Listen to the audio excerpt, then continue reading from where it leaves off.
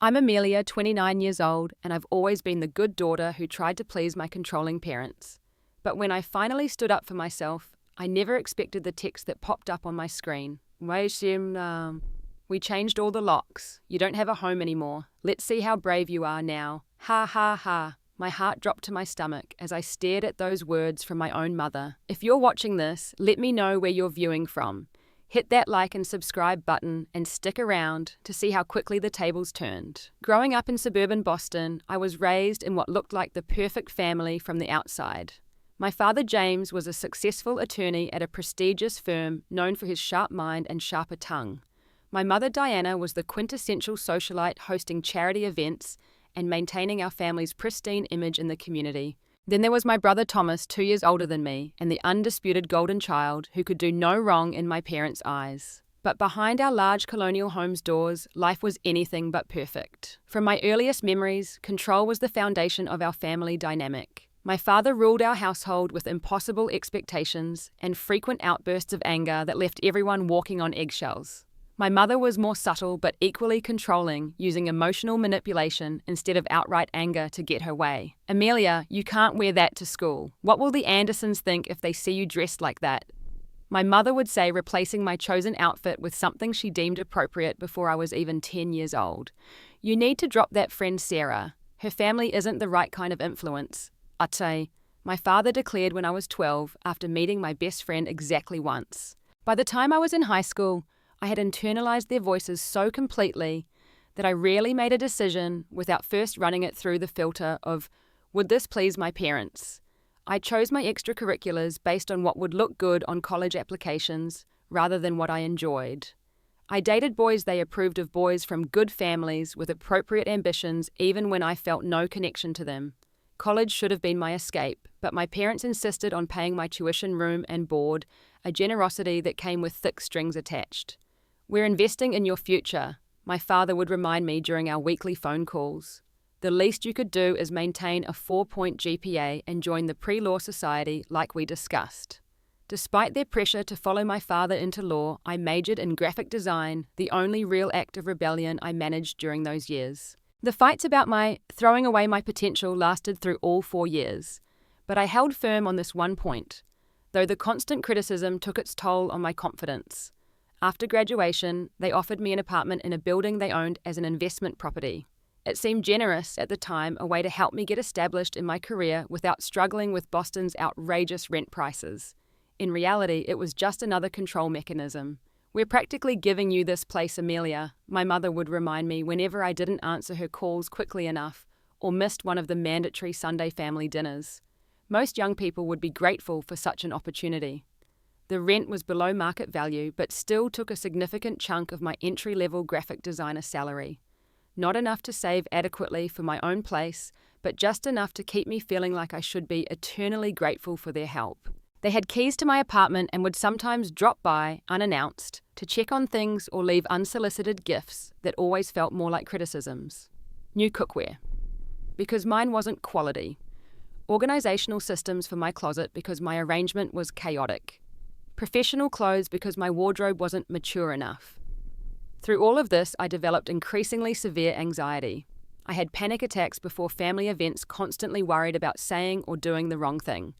I second-guessed every decision, no matter how small. The confident, creative person I could have been was buried under layers of doubt and people-pleasing behaviors. You're so lucky to have parents who care so much. Friends would tell me, not seeing the manipulation behind the caring behaviors. And part of me believed them. After all my parents provided for me materially, never abused me physically, and frequently reminded me how much they sacrificed for my benefit. It took me years to recognize that emotional manipulation and control are their own forms of abuse, leaving scars that no one else can see. When I tried to establish even small boundaries, the punishment was swift. If I declined a dinner invitation because of work commitments, I'd receive passive-aggressive texts for days. If I made a decision without consulting them, my mother would call in tears about how I didn't trust her guidance anymore.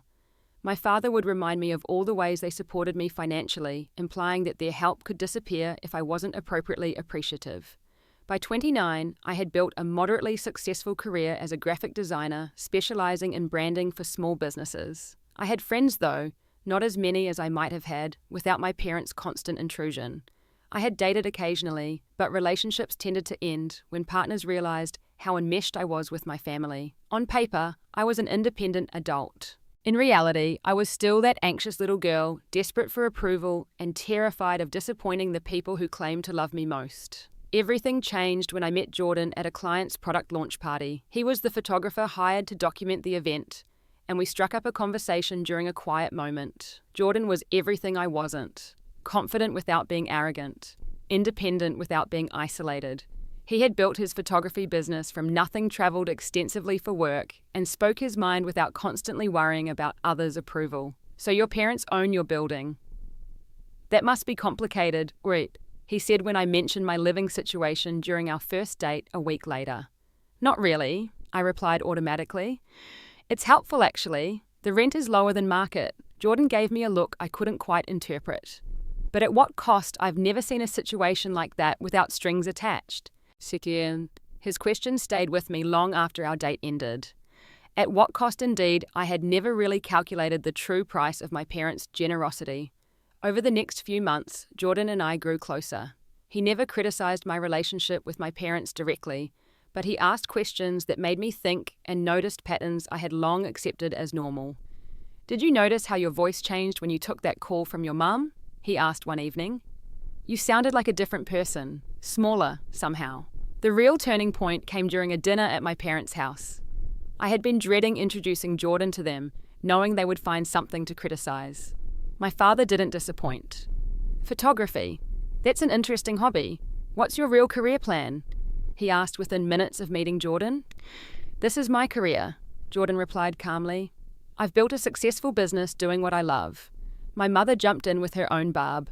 Well, artistic types can be so interesting to know, though I always hoped Amelia would settle down with someone more established. No offense intended, of course.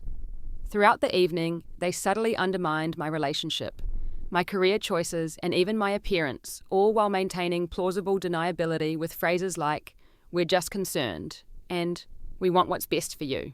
In the car afterward, I apologized profusely to Jordan, mortified by my parents' behavior, but also conditioned to make excuses for them. You don't need to apologize for them, Jordan said gently. But Amelia, do you see what they're doing? The way they talk to you isn't normal or healthy. They consistently undermine your confidence and independence. That conversation led me to start therapy with Dr. Harper, a psychologist specializing in family dynamics and adult children of controlling parents. In our sessions, I began to recognize patterns I had never questioned before. What you're describing sounds like emotional abuse, Dr. Harper said during our third session. Your parents use financial support and guilt as tools to maintain control over your life. But they love me, I protested weakly. They just want what's best for me. People can love you and still treat you in unhealthy ways, she replied. Love shouldn't come with the condition of complete compliance. Over several months of therapy, I learned about setting boundaries, recognizing manipulation tactics, and building self-worth that didn't depend on my parents' approval. It was painful, challenging work that often left me emotionally exhausted. But for the first time, I began to envision a life where I made choices based on my own desires rather than fear of disapproval. The first boundary I set was small but significant. I informed my parents that I would no longer attend the weekly Sunday dinners unless they could treat me and my choices with respect. What does that even mean? My mother demanded over the phone. We've always respected you. This sounds like something that boyfriend of yours put in your head. I'm not asking for anything unreasonable, I replied, my voice shaking slightly. I just want conversations without criticism of my career, my relationship, or my life choices.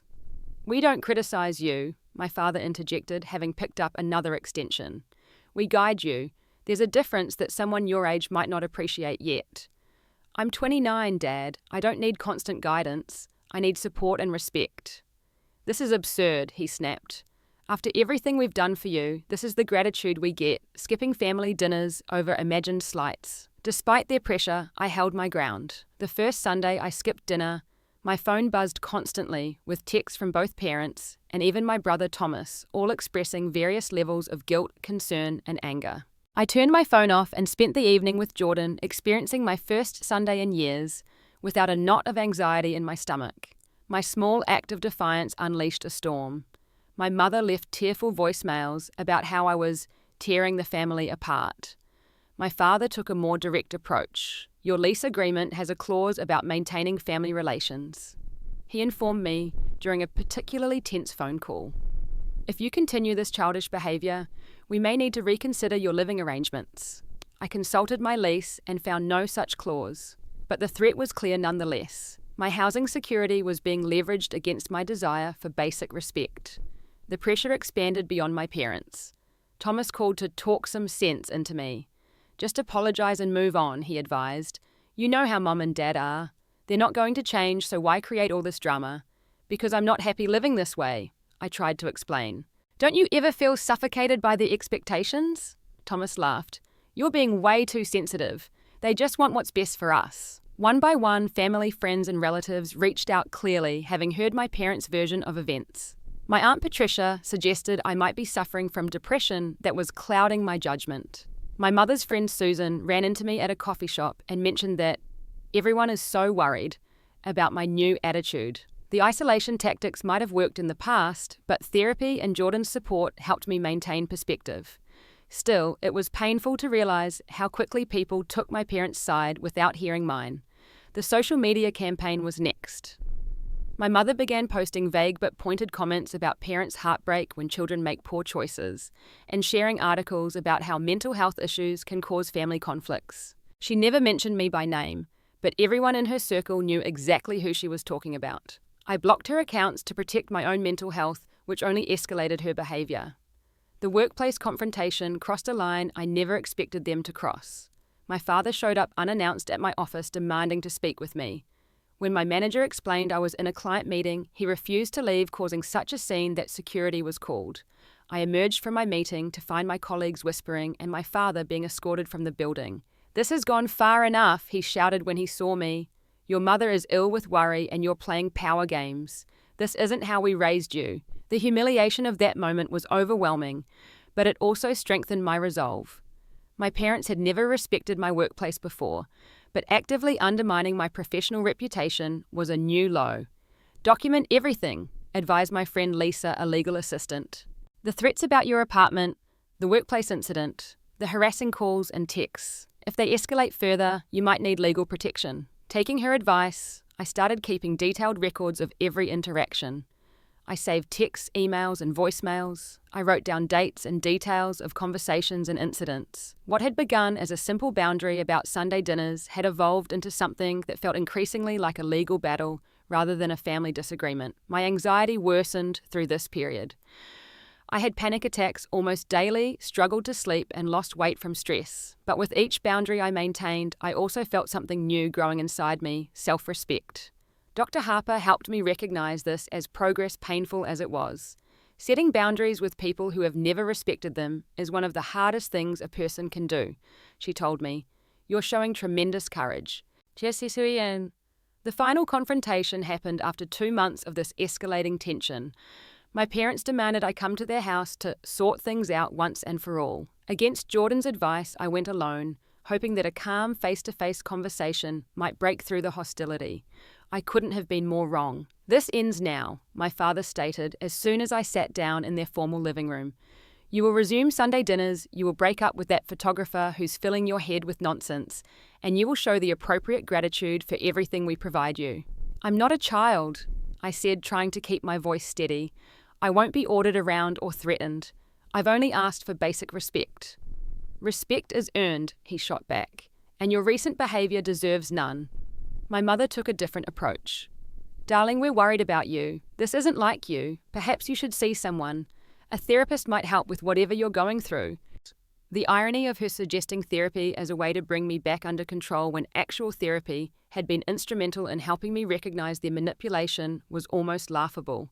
I am seeing someone, I replied, and she's helping me understand that our family dynamic isn't healthy. Their expressions hardened simultaneously. So you're discussing family matters with strangers now, my father demanded, painting us as villains to justify your ingratitude. I'm not painting anyone as villains. I'm trying to become healthier and more independent, and I'm asking you to respect that process. Independent. My mother's laugh was brittle. living in an apartment we provide, with furniture we bought. That's not independence, Amelia. That's playing pretend. Then perhaps it's time I found my own place. I said the words surprising me even as I spoke them. My father's face reddened. You'll do no such thing. This rebellious phase ends now or there will be consequences. I'm not being rebellious. I'm being an adult who wants a healthy relationship with her parents. If you walk out that door without resolving this to our satisfaction, my father said, his voice dangerously quiet, don't expect to have a home to return to. I stood up, my legs shaking but my resolve firm. I won't be threatened, not anymore. As I drove away, I felt simultaneously terrified and liberated. I had no idea what consequence my father had in mind. But for the first time in my life, I had stood my ground without backing down. The answer came 12 hours later in the form of a text message from my mother. We changed all the locks. You don't have a home anymore. Let's see how brave you are now. Ha ha ha. I stared at the text message, reading it over and over, as if the words might somehow rearrange themselves into something less cruel. My hands shook so badly I could barely hold the phone. The mocking ha ha ha at the end felt like a slap across the face. My mother's contempt distilled into 3 simple syllables. Panic overwhelmed me. I couldn't breathe, couldn't think. The room seemed to spin around me as the implications sank in. They had locked me out of my own home. All my possessions, my clothes, my work materials, my personal documents, even my medication were inside that apartment. I managed to call Jordan before the panic attack completely overtook me. He arrived at the coffee shop where I had been working 20 minutes, later concern etched on his face. Breathe with me, he said, sitting beside me and demonstrating slow, deep breaths. In for 4, hold for 4, out for 4. Gradually, my breathing steadied and my mind cleared enough to show him the text. They can't legally do this, Jordan said immediately. Changing locks on a tenant without notice or cause is illegal, family or not. But the building is theirs, I replied. The lease probably gives them rights. No lease gives a landlord the right to lock out a tenant without going through proper eviction procedures. This is against the law, Amelia. Despite Jordan's certainty, I needed to see for myself. We drove to my apartment building and sure enough, the lock on my door had been changed. I knocked on my neighbor's door, hoping someone might have information. Mrs. Rodriguez, the elderly woman who lived across the hall, answered. Oh, Amelia, I was so worried. Your parents came with some men this morning. They were removing things from your apartment. When I asked what was happening, your mother said you had decided to move out suddenly. It seemed strange, since you hadn't mentioned anything. My stomach dropped. They were taking my things. Did you see where they put them? The building manager came up when he heard the commotion. He made them stop and put everything in the storage room in the basement. He was very angry, saying they needed to follow proper procedures. I thanked her and headed to the basement storage area with Jordan. Using my building access key that thankfully still worked, we entered to find my belongings haphazardly piled in one of the cage-like storage units. Boxes had been dumped rather than stacked. Furniture was scratched from rough handling and some items appeared to be missing altogether. My computer, I said, digging through the mess. My work files, my portfolio. I need those for client meetings tomorrow. After 30 minutes of searching, we found my laptop buried under a pile of clothing, the screen cracked from careless handling. My external hard drive containing years of work was nowhere to be found. The humiliation burned almost as much as the panic. Other residents passed by as we sorted through my displaced life, their curious glances and whispered comments adding to my distress. How could my own parents do this to me? What kind of people treated their child this way? With nowhere else to go, I accepted Jordan's offer to stay at his place temporarily. We packed what we could fit in his car, focusing on necessities and irreplaceable items, and drove to his apartment in silence. The weight of what had happened pressed down on me until I could barely breathe. That night, curled up on Jordan's couch, I finally broke down completely. The tears I had been holding back for months, perhaps years, poured out in great heaving sobs. Jordan sat beside me, not offering empty reassurances, just a solid presence as I grieved the family I thought I had, and faced the reality of who they actually were. What if standing up for myself was a mistake? I whispered when the sobs finally subsided. I've lost everything. My home, my belongings, maybe even my job if I can't recover my files. You haven't made a mistake, Jordan said firmly. Your parents have, And there are laws to protect you from exactly this kind of situation. The next day, still raw and exhausted, I met with Dr. Harper for an emergency session. I expected her to be shocked by my parents' actions, but her expression was one of sad recognition rather than surprise. Unfortunately, what you're experiencing is a common escalation pattern when controlling parents feel their control slipping away, she explained. They're trying to force you back into compliance through crisis. It's working, I admitted. I feel completely destabilized. That's by design, she replied. But this can also be a turning point if you choose to see it that way. They've shown their true colors in a way that's undeniable and importantly actionable from a legal perspective. What do you mean? They've committed an illegal eviction, property damage, and possibly theft of your belongings.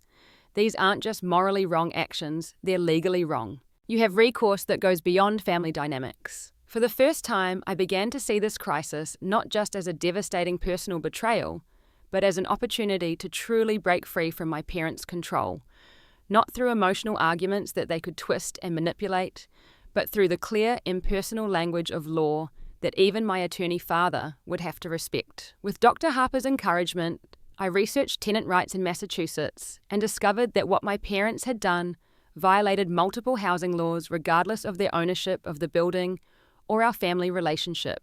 I found a legal aid clinic that offered an initial consultation at a rate I could afford and made an appointment with attorney Samantha Wells for the following day.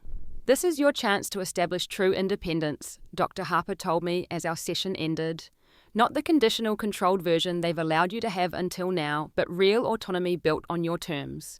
That night I barely slept, alternating between anxiety about the future and a strange growing sense of determination. By morning, the determination had solidified into something stronger resolve. I would not let them win, not this time.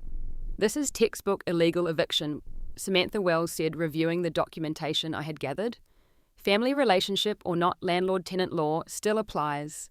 They can't change locks without notice, remove your belongings, or deny you access to your legal residence. I sat in the small cluttered office of the legal aid clinic, surrounded by filing cabinets and law books.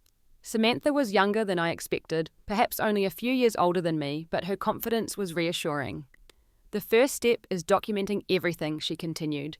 You've already started, which is excellent. We need the text message, emails, any written communications threatening eviction. We also need photographs of your belongings in the storage area, statements from witnesses like your neighbour who saw them aides removing items, and documentation of any damaged property. I pulled out my phone and showed her my mother's text. I have this, and I've been keeping notes of conversations and incidents for a couple of months now. Perfect. May I ask why you started documenting before the eviction? They had been threatening to evict me for weeks because I stopped attending family dinners and set some boundaries. Samantha raised an eyebrow. So there's a clear pattern of retaliation for personal choices unrelated to your tenancy, even better for our case. Over the next few hours, we developed a plan. First, we would file for an emergency injunction to regain access to my apartment. Then we would pursue damages for the illegal eviction, property damage, and emotional distress. Samantha explained that cases between family members were always complicated, but the evidence was strongly in my favor. Massachusetts has some of the strongest tenant protections in the country, she explained. The fact that your father is an attorney makes his actions even more egregious. He should know better. Back at Jordan's apartment, I began the painstaking process of gathering evidence. I photographed my damaged laptop and made a detailed inventory of items I knew were missing or damaged. I wrote to my neighbor, Mrs. Rodriguez, asking for a written statement about what she had witnessed. I compiled all the threatening texts, emails, and voicemails into a single document with dates and times. The work gave me purpose, helping to keep the emotional devastation at bay, but the anxiety remained, manifesting in disrupted sleep, loss of appetite, and moments where panic would suddenly overwhelm me. Jordan's support was unwavering, but I could see the strain it placed on our still new relationship. Are you sure you want to be involved in all this? I asked him one evening as we sorted through more of my salvaged belongings. We've only been dating a few months. This is a lot to take on. I'm exactly where I want to be, he replied simply. What your parents are doing is wrong, and you deserve someone in your corner. As news of my legal actions spread through family channels, the pressure intensified. Thomas called his voice a mixture of anger and incredulity. You're suing our parents. Have you completely lost your mind? I'm not suing them yet, I corrected. I'm filing for an emergency injunction to get back into my apartment and recover my belongings, which I shouldn't have to do because what they did was illegal. They're beside themselves, he continued as if I hadn't spoken. Mum's been crying for days. Dad can barely focus at work. You're destroying our family over what, some petty rebellion. This isn't rebellion, Thomas. They locked me out of my home. They damaged my property. They put my job at risk by taking my work materials. These aren't the actions of loving parents. They made one mistake because they were upset, he argued.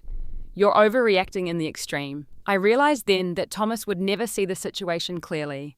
In his world, our parents were infallible, and any conflict was necessarily the fault of the other party, even his sister. It was a painful realization, but also a liberating one. I stopped trying to convince him and simply stated my position.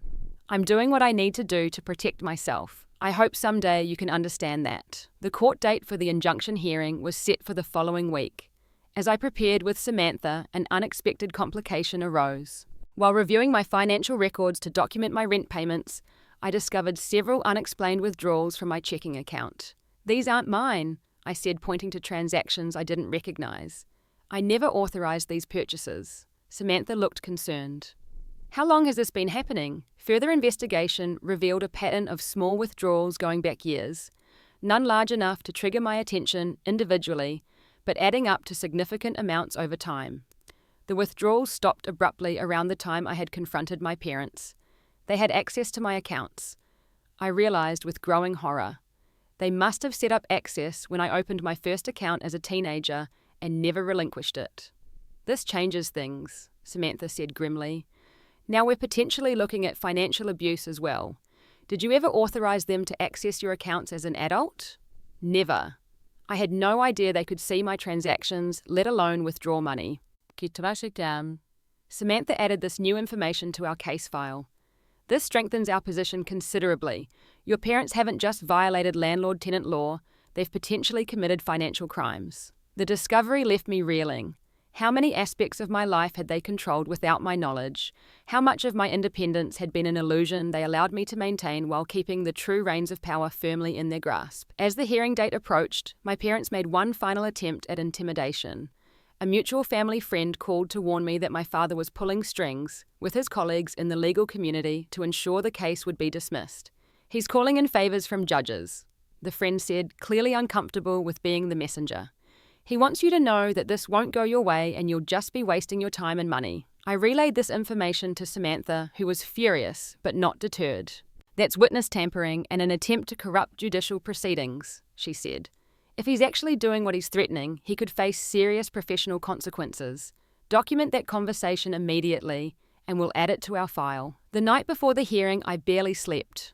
The thought of facing my parents in court, of having our private family conflict become a matter of public record, was almost unbearable. But beneath the anxiety was a steely determination I had never felt before. They had gone too far, crossed too many lines. Whatever happened in court, I would not back down. The courthouse was imposing a massive stone building with columns and broad steps leading to heavy wooden doors. I felt small approaching it, dressed in the most professional outfit I had managed to salvage from my belongings.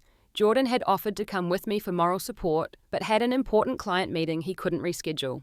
I assured him I would be fine, though my racing heart suggested otherwise. In the lobby, I spotted my parents immediately. My father wore his courtroom suit, the one reserved for his most important cases, his posture radiating confidence. My mother stood beside him in a conservative dress that nonetheless managed to look expensive and fashionable. They were speaking with a silver-haired man I recognized as Walter Barnes, one of Boston's most prominent attorneys and my father's longtime friend. My stomach clenched. Despite Samantha's confidence in our case, I suddenly felt outmatched and underprepared. How could I possibly win against their resources and connections? Samantha met me at the designated courtroom, her professional demeanor calming my nerves slightly. "Ready?" she asked, glancing toward my parents and their attorney. "As I'll ever be," I replied, trying to keep my voice steady.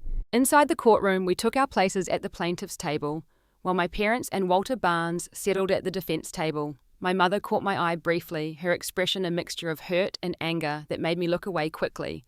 My father didn't look at me at all, his attention focused on papers before him. Judge Eleanor Watkins entered and the proceedings began. Samantha presented our case first, laying out the facts in clear, concise language. She described the illegal eviction, the damage to my property, and the threatening text message which she entered as evidence. She explained my status as a legal tenant with a valid lease regardless of family relationship and cited the relevant housing laws that had been violated. When she revealed the evidence of unauthorized financial access, I saw my father shift uncomfortably in his seat. Judge Watkins's expression remained neutral, but her questions became more pointed. Walter Barnes rose for the defense, his approach predictably dismissive. He characterized the situation as a family disagreement that has unfortunately escalated, and suggested that I was exploiting tenant laws to punish my parents for perceived slights. He emphasized my parents' ownership of the building and their generosity in offering me reduced rent. Furthermore, Your Honor, he continued smoothly, Ms. Lawton's lease contains specific provisions regarding building rules and family obligations that she has repeatedly violated. Her parents as landlords were within their rights to terminate her tenancy. Samantha was on her feet immediately. Your Honor, we would like to see this supposed lease provision as it was not included in the copy of the lease provided to my client. Judge Watkins turned to Barnes. Counselor, the court would indeed like to review this provision. Barnes conferred briefly with my father, who appeared increasingly uncomfortable. We will need to retrieve that specific documentation, Your Honor. I see. Judge Watkins replied, her tone suggesting she saw through the delay tactic. In the meantime, let's address the text message sent by Mrs. Lawton to her daughter. Mr. Barnes, do your clients deny sending this message? My mother glared at me from across the room as Barnes reluctantly admitted they did not deny the text had been sent. Judge Watkins read the message aloud, her voice neutral, but the content damning in the formal setting of the courtroom. When she reached the hey ha ha portion, several people in the courtroom shifted uncomfortably. And can your clients explain why they believe changing the locks and denying Ms. Lawton access to her home and belongings was an appropriate or legal action?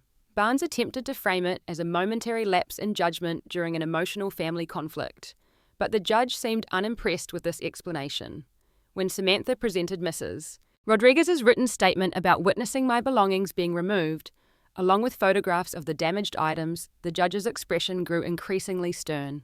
The most damning moment came when Samantha presented evidence of the unauthorized financial transactions. My father whispered urgently to Barnes, who requested a brief recess. Judge Watkins denied the request and asked my father directly if he had accessed my financial accounts without authorization. Put on the spot, my father attempted to justify his actions. Your Honor, as Amelia's father, I have always maintained oversight of her financial affairs for her own protection.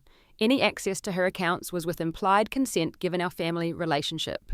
Mr. Lawton, the judge replied, as an attorney yourself, you should be well aware that implied consent based on family relationship does not extend to accessing an adult child's financial accounts. This is a serious allegation that goes beyond the scope of today's hearing, but the court takes note of it. Throughout the proceedings, I maintained my composure, though inside I fluctuated between anxiety, vindication, and profound sadness. These were my parents, the people who should have protected and supported me, now sitting across a courtroom, denying basic dignity and autonomy to their own daughter. After both sides presented their arguments, Judge Watkins delivered her ruling with remarkable swiftness. The court finds clear evidence of illegal eviction under Massachusetts general laws. Chapter 186, Section 14. The defendants changed locks without notice or legal cause, removed the plaintiff's belongings without permission, and sent communications explicitly acknowledging and even gloating about these actions. She turned a stern gaze toward my parents. Family relationships do not exempt landlords from following housing laws. If anything, they create a greater ethical obligation to treat tenants fairly. Judge Watkins granted the emergency injunction ordering my parents to provide me with new keys within 24 hours and to grant me full access to my apartment. She awarded preliminary damages for the illegal eviction and property damage with the exact amount to be determined in subsequent proceedings. Most significantly, she noted that the evidence of unauthorized financial access warranted further investigation by appropriate authorities. Mr. Lawton, she added, addressing my father directly, as a member of the bar, you are held to a higher standard of legal conduct. The court is deeply concerned by your actions in this matter, which appear to violate not only housing law, but potentially ethical standards for attorneys. I strongly suggest you consult with your own counsel regarding these concerns. The colour drained from my father's face. As an attorney, any ethical violations could threaten his professional standing and reputation, potentially even his license to practice. My mother's expression transformed from smugness to shock as the implications became clear. As we left the courtroom, Samantha squeezed my arm encouragingly. That couldn't have gone better for us. Judge Watkins saw right through their tactics. I felt strangely hollow rather than triumphant. I had won, but at what cost? The family I had known was irreparably altered. Yet alongside the grief was something new, a sense of power I had never experienced before. For the first time in my life, I had stood up to my parents and prevailed not through their approval, but through my own strength. 2 days later, as I was settling back into my apartment with new locks, I had installed myself. An email arrived from Walter Barnes. "We have a problem. Call immediately." The tone had certainly changed. The settlement offer came 3 days after the court hearing. Walter Barnes, now representing my parents in a much more conciliatory manner, proposed an agreement that would resolve all outstanding issues without further legal proceedings. Under the terms, my parents would pay substantial damages for the illegal eviction and property destruction, cover all my legal expenses, transfer full ownership of my apartment to me free and clear, provide written acknowledgement of unauthorized financial access and repay all withdrawn amounts plus interest, issue a formal apology for their actions. In exchange, I would agree not to pursue criminal charges regarding the financial violations and keep the terms of the settlement confidential. "This is an extremely favourable offer," Samantha said when we reviewed it together, "far more generous than we could likely achieve through continued litigation." "Why are they suddenly so willing to give up so much?" I asked, suspicious of the dramatic shift. "The judge's comments about your father's professional ethics scared them," she explained. "The Massachusetts Bar Association takes unauthorized access to financial accounts very seriously, especially when perpetrated by an attorney. Your father could face disciplinary action, potentially even disbarment if this were pursued further." I sat with the offer for several days considering my options. The material benefits were substantial, more than enough to establish true financial independence. The apartment alone in Boston's expensive housing market represented significant wealth. But something felt incomplete about this resolution. "They're trying to solve this with money," I told Dr. Harper during our session, "just like they've always done, treating emotional issues as transactions." "What would a meaningful resolution look like to you?" she asked. "I don't know," I admitted. "I don't think I want to punish them, but I do want them to really understand what they did not just pay to make it go away." After careful consideration, I proposed a counteroffer. I would accept the financial terms, but with 2 additional conditions. My parents would attend at least 6 family therapy sessions with a therapist of my choosing. Any future relationship would be contingent on respect for my boundaries, with clear understanding that financial support could not be used as leverage. To my surprise, they accepted, though not without initial resistance. The first therapy session was scheduled for the following month, giving everyone time to process the events that had transpired. In the meantime, I focused on rebuilding my life. The settlement money allowed me to replace my damaged belongings and set up my apartment exactly as I wanted it for the first time. I hired a financial advisor to help manage my newfound resources and ensure my long-term security. Most importantly, I established new routines and patterns that weren't shaped by fear of disapproval or obligation to family expectations. Jordan and I continued dating, our relationship deepening through the crisis we had weathered together. He never pressured me about the future, understanding that I needed time to rediscover who I was outside of my family's influence.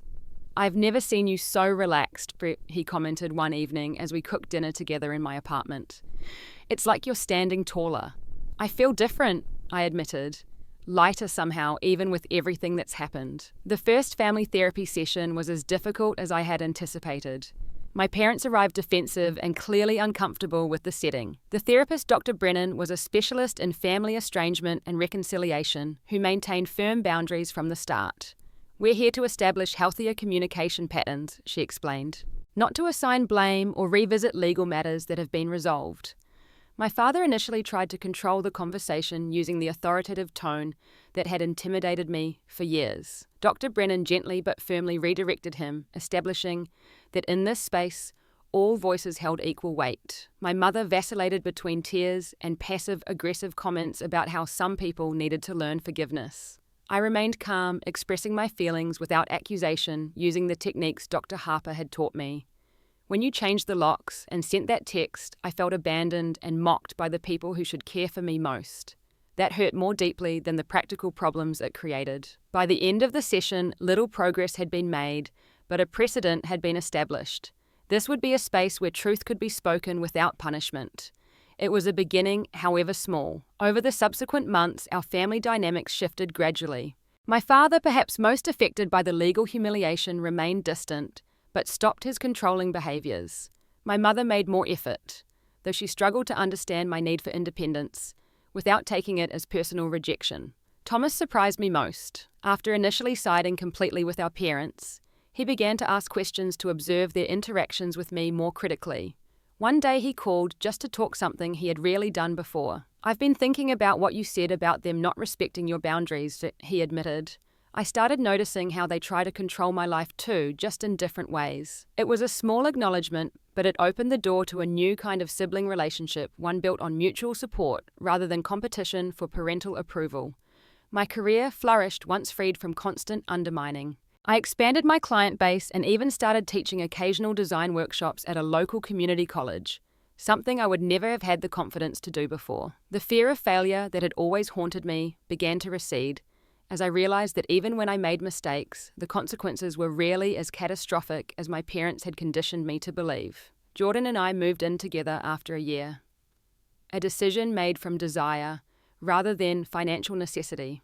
Our relationship had its challenges like any other, but the foundation of respect and autonomy made those challenges navigable in ways my previous relationships had never been. The most profound change, however, was internal. The constant anxiety that had been my lifelong companion gradually subsided. I stopped second-guessing every decision, stopped hearing my parents' critical voices in my head whenever I made a choice they wouldn't approve of. I discovered preferences and interests I had suppressed for years. From small things like my taste in music to larger life choices like my career aspirations. By the time the mandated therapy sessions ended, a new dynamic had emerged in our family. Not perfect, not always comfortable, but more honest than what had come before. My parents and I maintained contact, though, with clear boundaries and expectations. Sometimes they respected those boundaries, sometimes they tested them, but they now understood that crossing them had consequences. One day, about a year and a half after the court hearing, my mother called just to chat. No agenda, no criticism, no guilt trips, just a simple conversation between two adults. It was perhaps the most normal interaction we had ever had, and though small, it felt like a significant milestone. "I'm proud of you," Jordan said when I told him about the call, "not just for rebuilding things with your mum, but for everything. You stood up for yourself when it would have been easier to give in, and you've created this whole new life on your terms." His words made me reflect on the journey from that devastating text message to where I stood now. The path had been painful, filled with loss and grief for the family relationship I had always wanted but never truly had. Yet it had also led to something. I needed more selfhood independence, and the knowledge that I could survive even my deepest fears. The truth I've learnt through all of this is that home isn't necessarily where your family is. Home is where you can be authentically yourself without fear of rejection or punishment. Sometimes you have to lose what you thought was home to find your true self, your true voice, your true place in the world. For anyone listening who recognizes their own family in my story, know this: setting boundaries isn't selfish. Expecting respect isn't unreasonable. And standing up for yourself, while terrifying, can be the first step toward a life of genuine freedom and joy. Have you ever had to make a difficult choice between keeping peace in a relationship and standing up for yourself? I'd love to hear your experiences in the comments below. And if this story resonated with you, please like, subscribe, and share it with someone who might need to hear it. Remember that you deserve respect and love that doesn't come with conditions, and sometimes the bravest thing you can do is believe that truth about yourself. Thank you for listening to my story.